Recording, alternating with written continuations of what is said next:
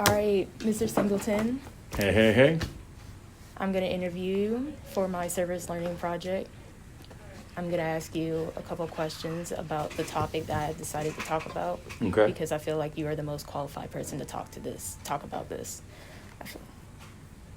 I hope I'm loud enough. Okay, let's put it like this.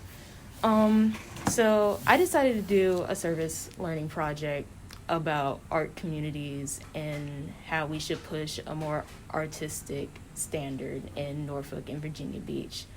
And the reason why I'm doing that is because I visit the oceanfront, I believe, like in 2019, and I never really went up there before. Mm-hmm. And when I went up there, I saw a lot of art. I saw all these murals, all like these artists just set up out there selling their art. And I was like, we need more of this in areas around Norfolk and Virginia Beach. Right. So I decided to do my service learning project on that.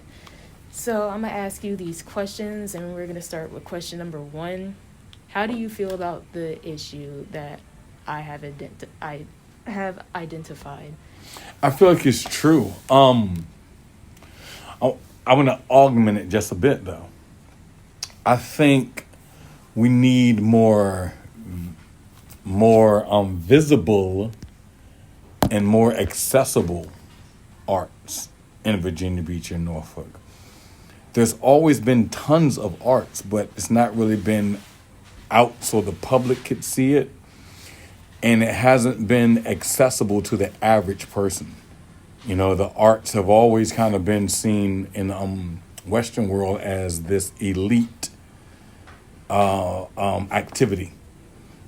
But most of us, quote, aren't elite, right? So the things that would come to town or the shows that were available to people were limited to the groups that knew about them. And those were generally the people that had excess time and excess money, which are what we call disposable time and disposable money. But now that we've started to make the arts more public in the sense that people can visually see these things happening, that we can see outdoors art shows more frequently. We can see outdoor art markets more frequently. We can see outdoor artist contributions to the community more visually now. Whereas before it was like relegated to inside buildings like museums and galleries and performance halls. But now that it's become more accessible to people, people know that they can get involved more so. And yes, I think we need more of the visual and performing arts for people to get involved in. You know what I mean? Like the more of those we have, the better of those we have. Like I was in Portsmouth the other day and I asked somebody about this little event going on, and they said that this thing happens every Saturday. Just people outside selling stuff, you know. So why can't we have an artist market every Saturday, right? That is dependable. And maybe it's seasonal because of our area, but why not have these things that we know that they're there and it's not just a special occurrence, but that it becomes a permanent event. So it's not something that's happening, but something that's always there. And I think we do need more of permanent arts that are accessible to the average person in the cities. Wow, I didn't know that about the Portsmouth thing. That's dang. And it's crazy because it goes back to like saying how you said that art isn't really like promoted to common people, because you heard that these people are selling art in Portsmouth from just a random person. Yeah, just a random, you know what I'm saying? And it's cool because it's more of kind of like a street market. So they sell things other than art, but there's also art being sold. So instead of us having shows that happen for the weekend, I don't know of an outside art market that's just art market. Now I see things pop up on Facebook or Instagram that the Vibe District is doing, or the Neon District is doing. Selden Arcade is in the Neon, but it's like, it's not always accessible because people don't always see it. You kind of have to know it's there. And I think that's the issue that we're trying to address, is to make it easily seen, and the murals really help that, because people can see the art and they understand that it's for them. So yeah, we definitely could use that. Yeah. All right. What experience, whether it be professional or personal, do you have regarding this issue? I have some murals up in Norfolk and also in Virginia Beach. I also have participated in some of the weekend events. I've also participated in some of the celebratory events like Neon Festival, for example. I've been a part of the Vibe District's Mural Week, where they kind of like paint these 10 murals in like 10 days. You know what I mean? I've also participated in like pop-ups. I've also participated in helping other people do the things that they're trying to do, like art street battles, which is a really cool idea, that Poetry Jackson does. So it's just trying to get in where I fit in as much as I can, to be a part of the fabric that's helping the arts become more visible to the average person. So, wait. And I talk about it a lot too. Like, I'm always talking about, like, people should just kind of do their art, be outside and just kind of do it. Like plein air? Plein air. Why not? I used to paint in front of the Chrysler and just go set up and go paint. I used to paint in front of the Opera House. And I chose that area, one, because it's the Chrysler and like it's the Opera House, but it's on this really cool, neat, weird spider triangular section of Norfolk that you get a lot of cross traffic going. You know what I mean? From like Bush to Lafayette to Virginia Beach to Olney, and all these turns and twists and whatnot. And so people would stop and talk. I would sell some stuff sometimes. Did I have a peddler license? I don't know. But it's like, just making it visible. Like if it's visible, it's viewable. And we need to make it that it's not uncommon. And so, yeah, I used to like do that. Just kind of set up somewhere and just work. You know what I mean? And just work. There's a potter, Roberto Lugo does that. He sets up his pottery wheel and throws in public. And people stop and he helps them throw. It's real cool. You know what I mean? It's real cool. So, stuff like that going on helps. Okay. Why do you think art is important to our community?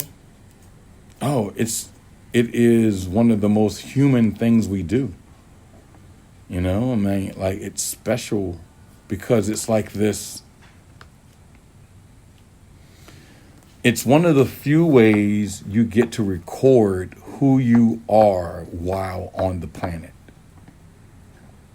And I think it's that deep. Like, you get to record who you are while you're on the planet.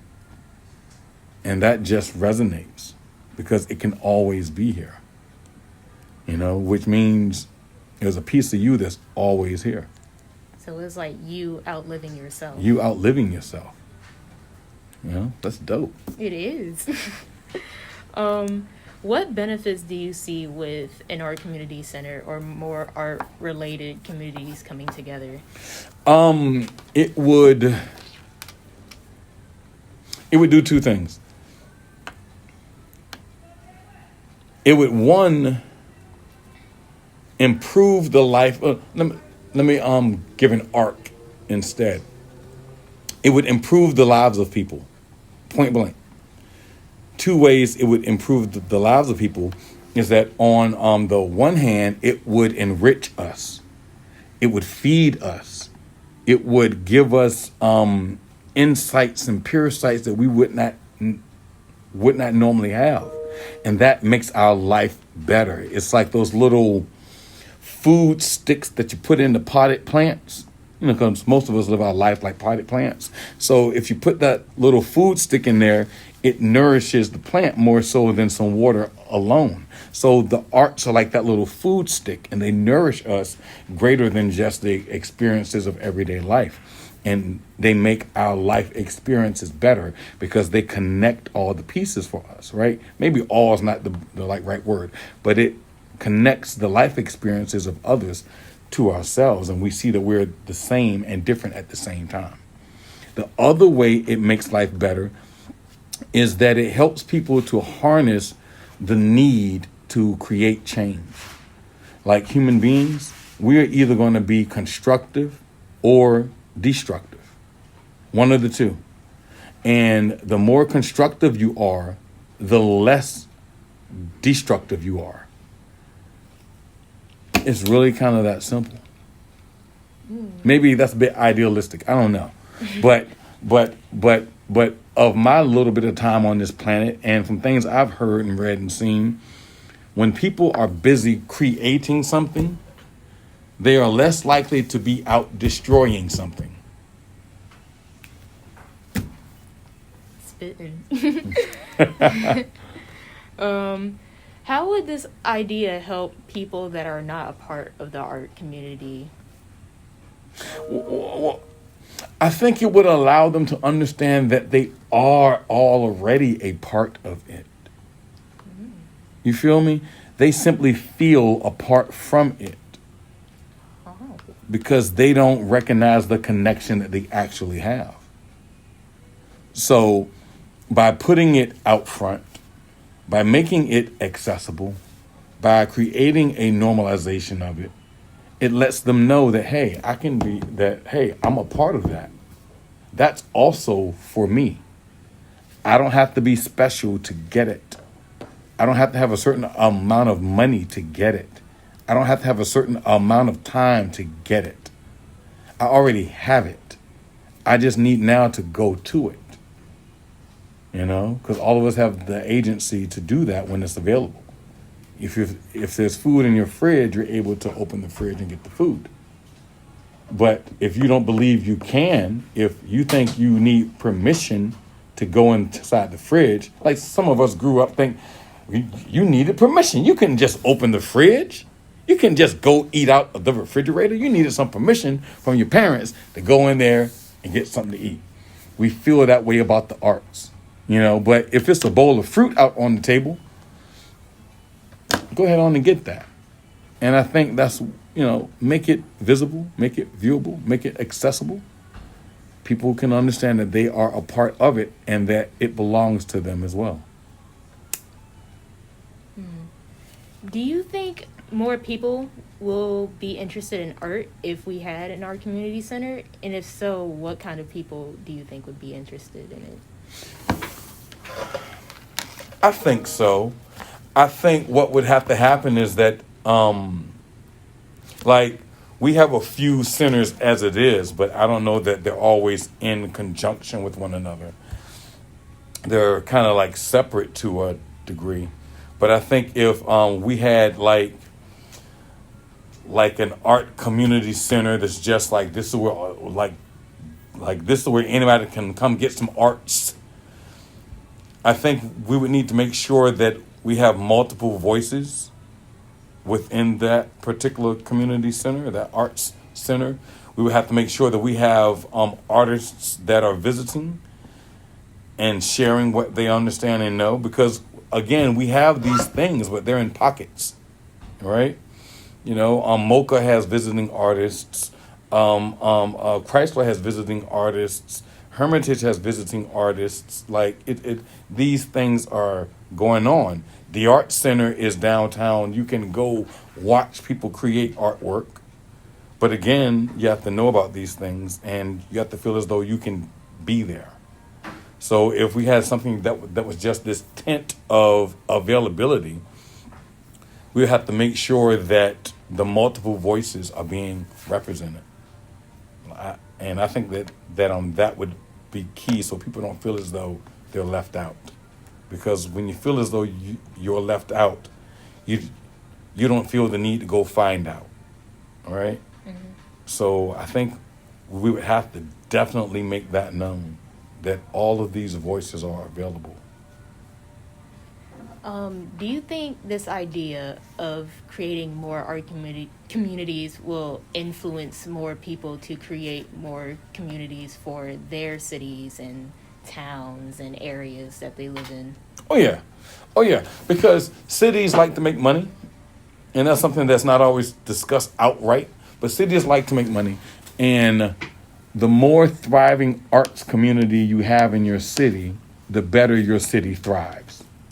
And that's just the research shows that, because arts community bring people together, and it brings people with not only disposable resources, but it makes people want to engage in activities that help to create other resources. So then cities get more tax money, people get more tourism, people have a better energy and places of living, which then helps to improve the schools, and the schools get better, and the kids get better, and the parents feel better, and communities just flourish. Wherever there's a flourishing art community, you have a flourishing city. You just do. You just do. People are happier, and people want to be there. Why do you think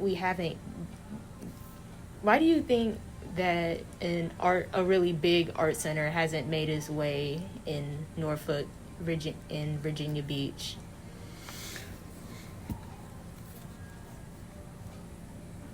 I think part of the reason is because we are a capitalistic society primarily, and many arts organizations are nonprofit organizations, and I think there's not as much, how can I say it?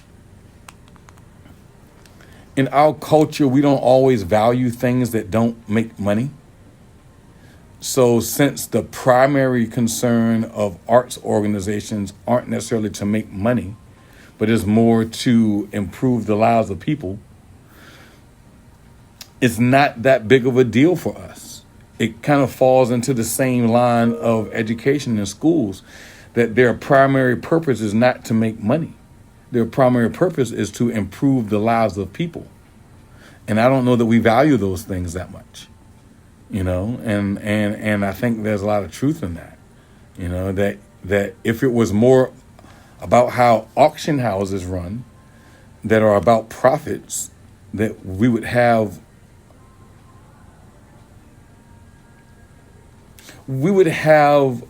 a greater acceptance of their presence.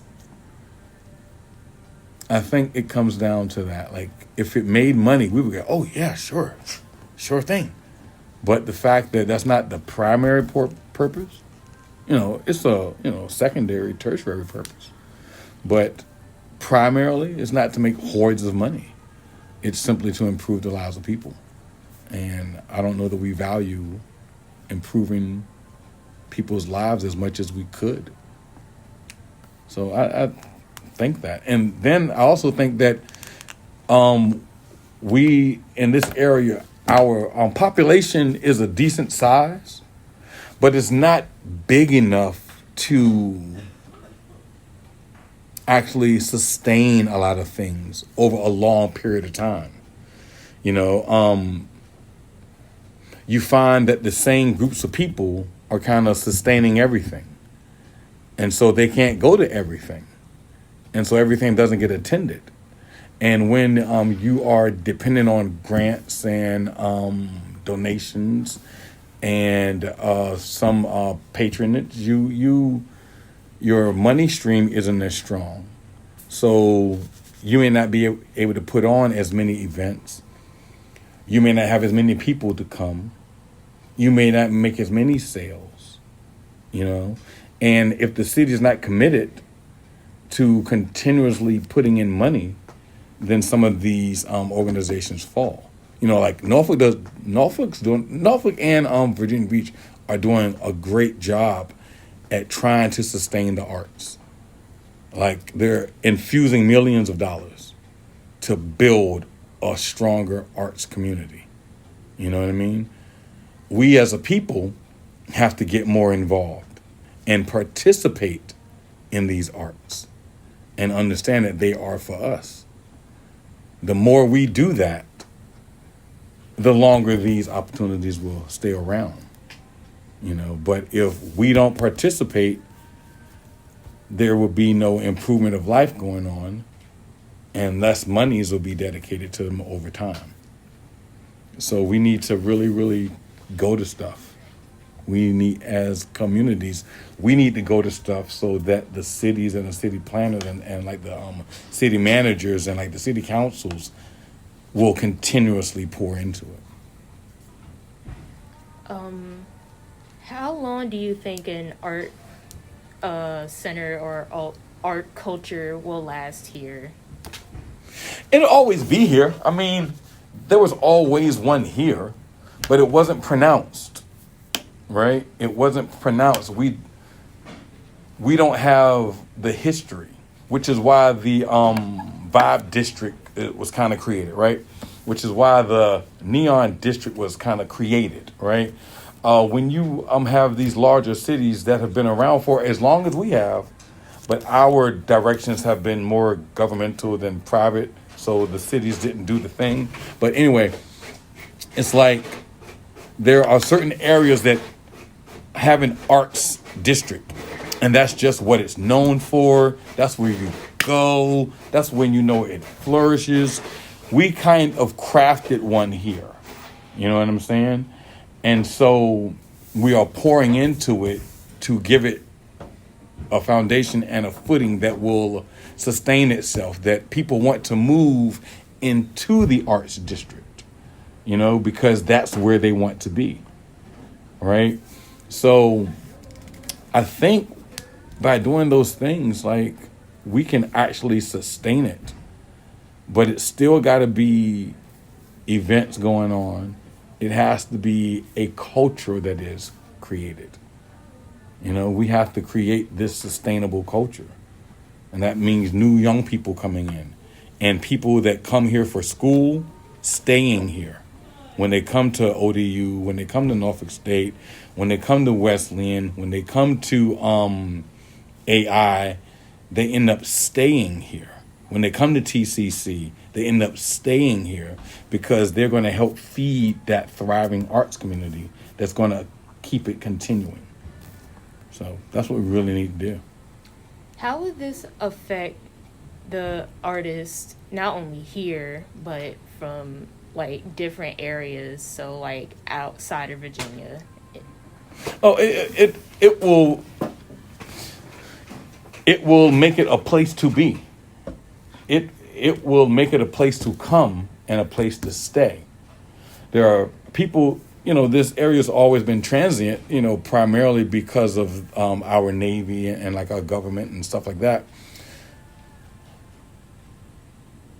Our industry is kind of government and retail and tourist, kind of transient. There's kind of like transient industries. If we have a sustainable arts community, which means artists can move here and make a living doing art, then they will come and they will stay.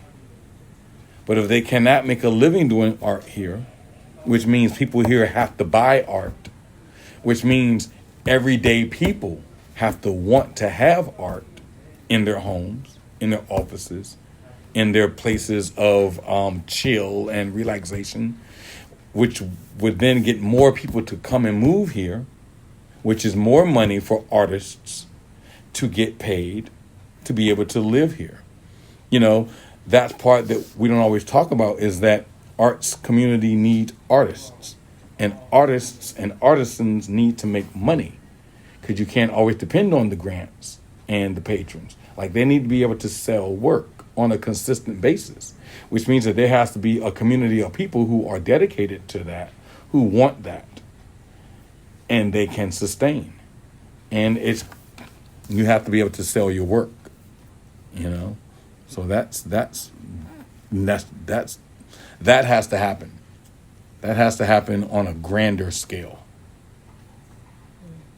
So that was the last question, but do you have any final thoughts and more ideas you could give me for this project about art communities and art culture around Norfolk and Virginia Beach?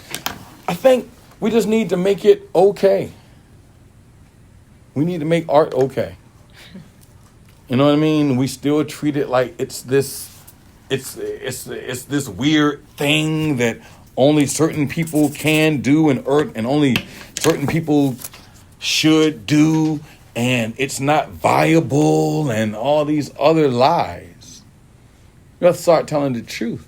You know, art is a necessary part of life that's always been around. It's us who break it apart.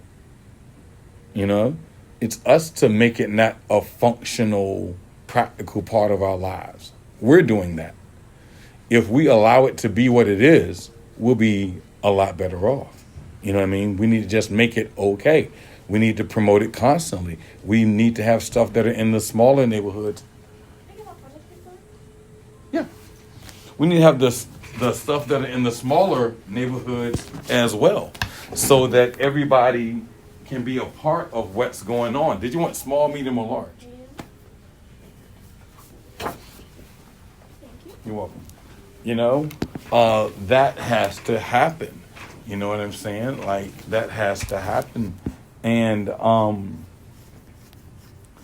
I think you probably want to talk to artists that are at the Art Center. I think you want to talk to Rachel McCall that's over at the Neon District. You want to holler at Karen Rudd, who's a part of Norfolk Arts.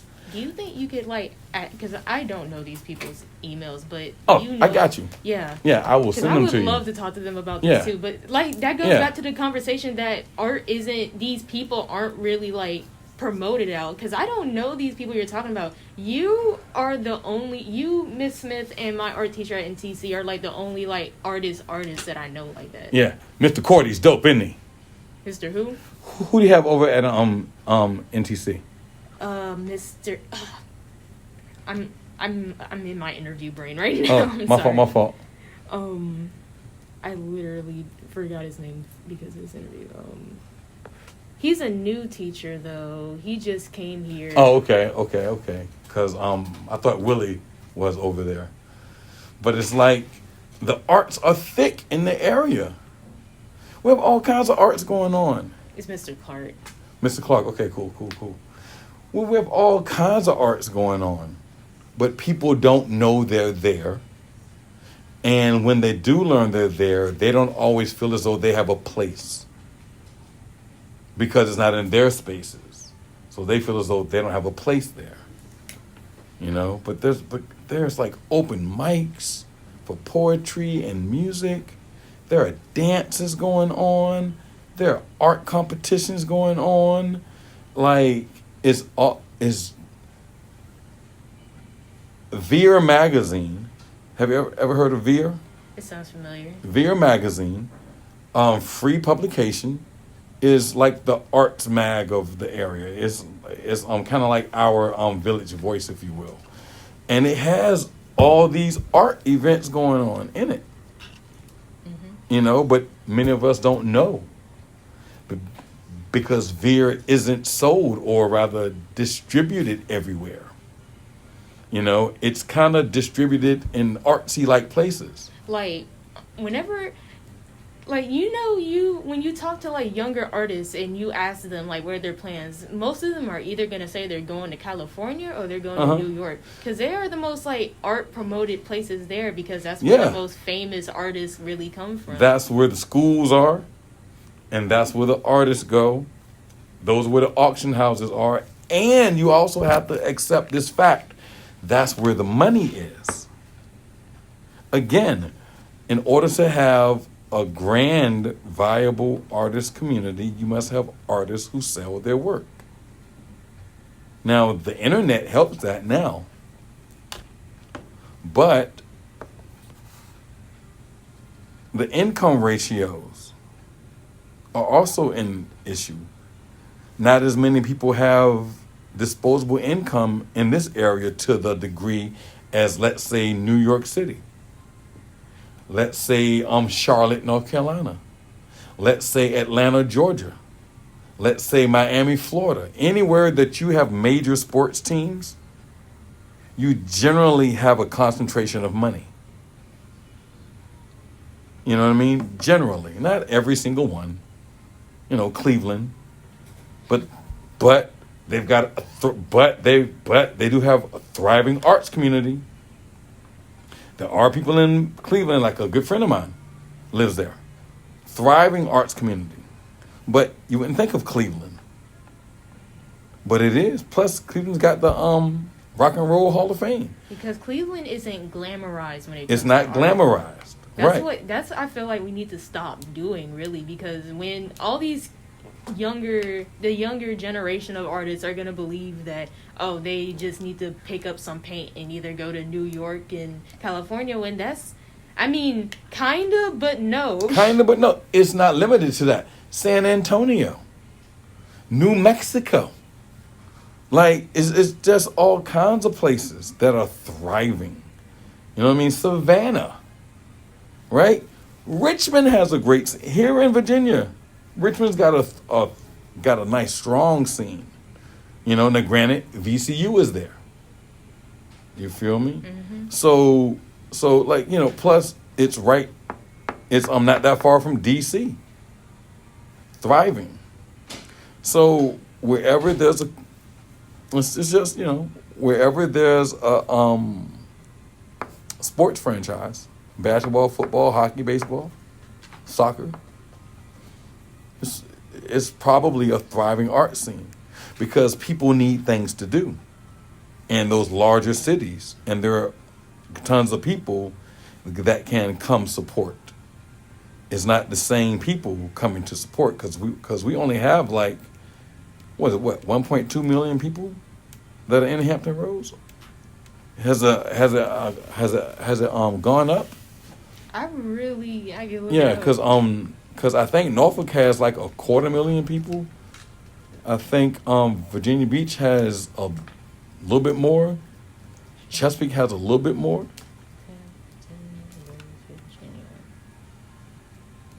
Yeah, what was your guess? Like 1.2. It was 1.7. Okay, so so because I'm looking at like the image in my head, so maybe the 7. I don't know. So in Hampton Roads, there are 1.7 million people. Ask your computer how many people are in New York. New York City. 8.4 million. Now, I'm saying New York City because that's like the 5 boroughs, right? Like people have been saying for years that we should be like one big city, that all of the 7 cities are like 7 boroughs. So we'd be like one big city, but still in our 7 cities, we barely have 2 million people. In their city, they have over 8 million. Type in LA. And dang, we really don't even have much of a population in Virginia Beach. It's just 450,000. Right. And that's because it's so big and they're all spread out and it's like, you know, suburbia. Los Angeles. Ooh. 3.9 million. And Los Angeles works much like how Atlanta works. There's a core city. And then there are all these surrounding cities that basically include themselves. Because it's kind of like how we used to be. Norfolk was like the hub. And all these other cities surrounding themselves, but now they're their own thing. Richmond is a good example. There's like Richmond, the city. Then there are these other little smaller counties that include themselves in Richmond. You know? But population matters. I feel like that also kind of goes, I don't know if I'm reaching with this, but it also kind of goes with the talk of gentrification. Well, yeah, and that's just money moving. Because these people, like, art costs. We Yes. all know this. Yes. Art costs. I feel like that's why it's so popularized in New York and California. 'Cause Because this is people where have the most money. yeah, people got money there. Oh, some, but a lot of people, the more rich and, like you said, the higher up people There's a lot of disposable income. Yep, they have money there. They got money to burn, and that's why most artists will want to go there, because these people will buy literally anything that they feel has a Exactly. soul behind it. Versus somebody making $30,000 a year, they don't really have a lot of money to buy art that's going to sustain artists. They might buy something at a festival. They might buy some prints or something, which can be a great business for an artist. But generally, people put the items where people are going to buy them. I don't know that Norfolk has a Louis Vuitton store. We got a Michael Kors store in the outlets, and I think there's a Michael Kors at MacArthur. Yep. But we don't have a Louis Vuitton store here. We don't have a Manolo store. You might be able to buy a Manolo shoe, but we don't have that type of client. There's no Tiffany's here. You see what I'm saying? Yeah, we don't have a Rodeo Road. This isn't Exactly. California. We are Exactly. the South. So, and the South has billions of dollars, trust me. But the way we think about it and the importance that it has in our lives is not that great here. But it is improving, and it's been improving. And I've watched it improve over the past 20 years. 20, 25 years. And I think the biggest obstacle is that our everyday people don't think it's for them. I feel like the closest that we had for a more artistic future for Norfolk and Virginia Beach was something in the water. And that's possible because of Pharrell being from here. And we had a need for it, right? And I was fortunate to actually participate in something in the water that I didn't just go as a spectator, like I was a part of it. You know what I mean? And so that was a good artist outlet, and it did introduce me to like people that I may not have ever seen before. But again, that goes back to making it visible. We are in the process now of just making the arts more visible for people. We're like taking them out of the buildings and putting them in the people's community. And I think that's the best thing. Well, Mr. Singleton, thank you for the interview. No problem, Joy. This was a very eye-opening conversation, because there's not a lot of people that really understand art. Even when I talk to my art friends that are around my age, we don't have like a deeper understanding of... Are you searching for that understanding? Because a lot of times when we don't have something, because we're not really actively looking for it, regardless of what it is. So that's the question. Because that thought process is, I don't know about it because it hasn't been placed in front of me. So the question really deeper is, am I doing the things to know about it? Or am I doing these other things and waiting for the thing to show up? I feel like when it comes to me, I'm trying to create my own reason for it. Mm-hmm. Like, because I like listening to other artists. That kind of helps me piece together my own interpretation of what I feel art is to me. Because art is different for everybody. Everybody's going to do something different in their own alley. Right. So with digital art now and watercolor, those are like my two main medias. I try to exercise and pimp my abilities in art. But not only my abilities, but how my heart and my head feels in the space of art. Right. So I'm really, like, when I said that we don't have an understanding, I mean is that we don't have the years of art that you do, because you're older, you're more experienced, you've been doing this for a long time. Right. So it's interesting to hear your ideas of what art is and what it could do for everybody. Word. Appreciate that. Yeah, I like hope your piece goes well. You know. Mm-hmm. I'm glad to have shared some of my All right, Mr. Singleton,